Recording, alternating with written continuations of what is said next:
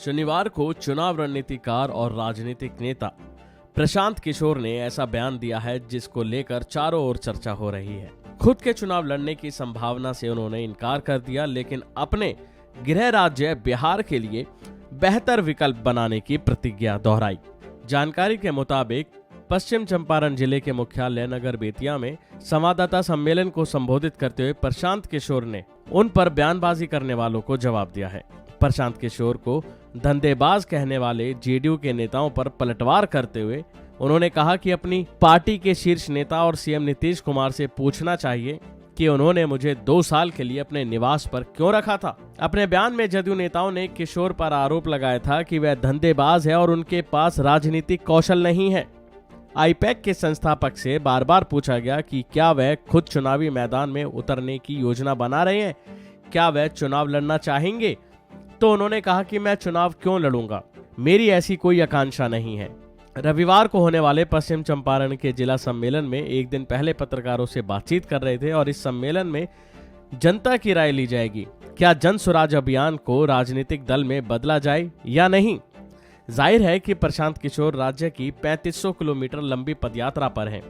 उन्होंने कहा कि राज्य के सभी जिलों में इसी तरह से जनता से बात की जाएगी और उनकी राय ली जाएगी, जिसके आधार पर ही आगे की कार्रवाई तय होगी कि क्या करना है क्या नहीं। जदयू के पूर्व राष्ट्रीय उपाध्यक्ष ने दावा किया कि अगर मैं नीतीश कुमार के राजनीतिक उद्यम में शामिल हो जाता हूं तो वो एक बार फिर से मुझ पर मेहरबान दिखेंगे, क्योंकि मैंने अपने लिए एक अलग रास्ता चुन लिया और इसलिए वो और उनके समर्थक मुझसे नाखुश हैं। तो वहीं उन्होंने सीएम नीतीश को लेकर भी बयान दिया। उन्होंने कहा कि अतीत में नीतीश कुमार के लिए काम करने का पछतावा मुझे नहीं है। उन्होंने कहा नीतीश कुमार 10 साल पहले जो थे और जो अब है उसमें बहुत अंतर है, जमीन आसमान का अंतर है।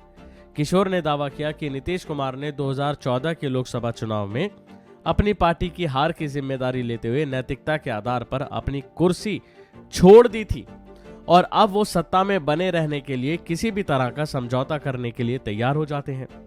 उन्होंने महागठबंधन सरकार के 1 साल में 10 लाख नौकरियों के वादे का उपहास उड़ाते हुए कहा कि मैंने कई बार कहा है कि मैं इसे फिर से दोहराता हूं कि अगर ये वादा पूरा करते हैं तो मैं अपना अभियान छोड़ दूंगा।